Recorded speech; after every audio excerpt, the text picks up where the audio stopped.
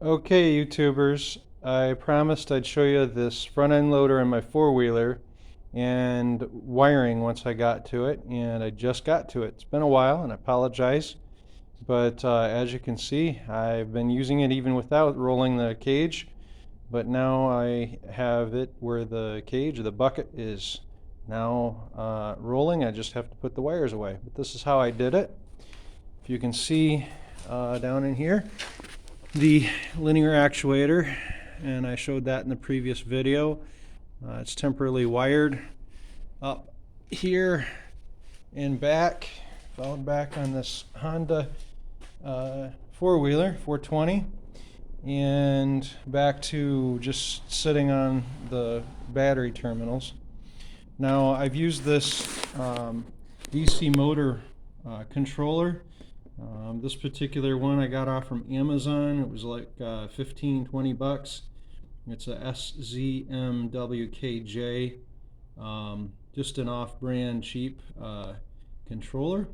I wasn't planning on getting anything but a manual, so I could use a manual switch. Haven't figured out the switch yet, but it does have the A and B controls, as well as this remote fob that came with it, which does work. So if you can see, the LED is on, so battery terminals, it's connecting, and I can press this.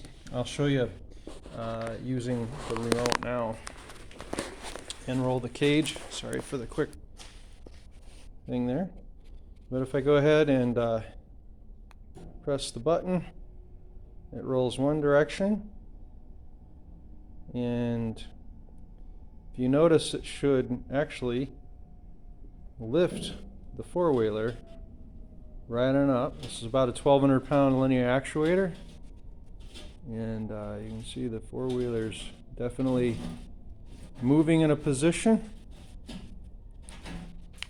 where the linear actuator is pointing down, putting a lot of stress on it, I can see, so I might have to adjust that, but it will dump the contents, as it did all over my garage, and then back again.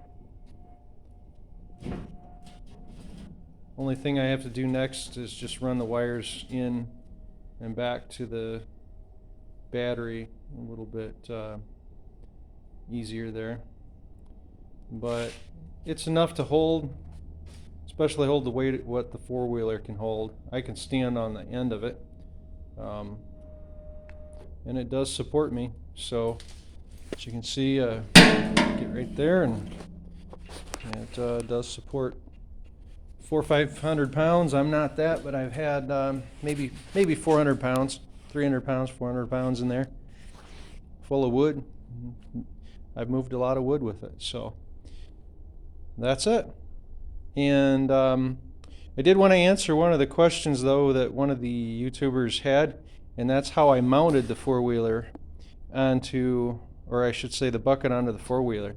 And this particular four-wheeler had a cheapy front plow, and the mounts were already on the undercarriage of the four-wheeler. So if I can show you that. Going underneath here, maybe you can see this little mud, but these pins, these loops were already underneath with a metal plate, like a skid plate.